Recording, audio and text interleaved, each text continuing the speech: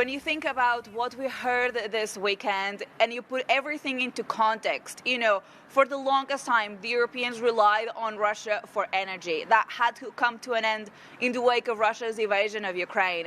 And over this weekend, it became clear that the Europeans also need to wake up to the fact they can no longer rely on the United States for security. There are reports that the United States is considering removing their weapons and indeed also their military that is currently on European soil. We haven't had confirmation on that yet. However, though, the conversations here in Munich were very much a wake-up call for European leaders to realize that they need to do more on defense and quickly. On top of that, several officials also described to me that this is an existential moment for Europe as a continent, and that in fact this moment is bigger than the Greek crisis, Brexit, and the COVID crisis as well. So let's see what's going to happen over the next couple of days and weeks. A lot of important meetings taking place. But I also want to look at this from an international perspective. Let's take a step back for a moment. While Europe is realizing that they have to do something to remain at the global order, the global political order, China on this stage was actually saying that they're a point of certainty and stability. Here's a comment from David Lammy, the Foreign Secretary, addressing why the Europeans are not looking at China for security ties. The meeting I had just before coming to the Munich Security Conference was with the Chinese Foreign Minister Wang Li, raising real issues about why it is that there are Chinese companies providing dual-use technology that's assisting Russia to kill people on the European continent. And these are very serious questions. So we recognize that there's a pacing concern also in the Indo-Pacific and rising tensions in the China Seas particularly. All of that requires capability. All of that requires the transatlantic alliance.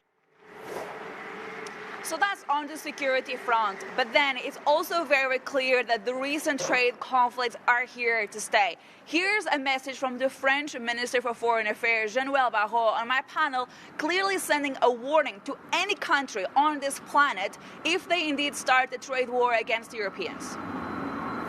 This is a moment of truth. Everybody in the world has to decide whether you stand on the side of the free world or you stand on the side of those who fight against the free world. And we are standing here on the side of the free world.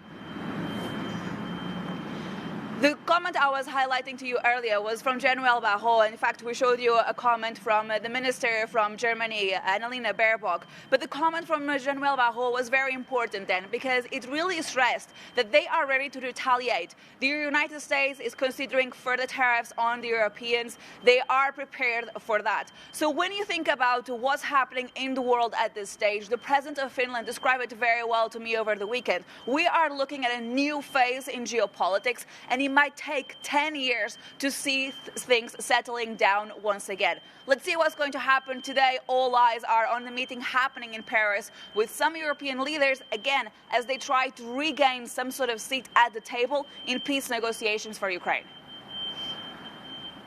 Silvia, this is going to be so fascinating to watch. And as you say, the EU now scrambling for some kind of a response to these US-Russia talks to end the Ukraine war that are now being brokered in Saudi Arabia without the EU, at least for now. As you say, President Macron expected to host this emergency meeting on Ukraine today among the major European leaders. What can we realistically expect to come out of that? And what is the talk on the ground ahead of this Trump-Putin summit in Saudi Arabia? So they clearly realize that they don't have a seat at the table yet, and they are desperate to some extent to make sure that they have some sort of say. You heard that the president of France, Emmanuel Macron, he called the prince in Saudi Arabia, making sure that he takes into consideration the European stance in these talks, both with Russia and the United States. From a European perspective, though, let's see what sort of plan they will come up with. They realize that they have to do more, but it remains to be seen how far they are going to go. This is an existential moment. They realize that, and they need to come up with a strong plan if indeed they want to have some sort of say here. The message from the Munich Security Conference from the Europeans, and including, of course, the Ukrainians, was that there cannot be any sort of peace agreement without them. They have to have a say.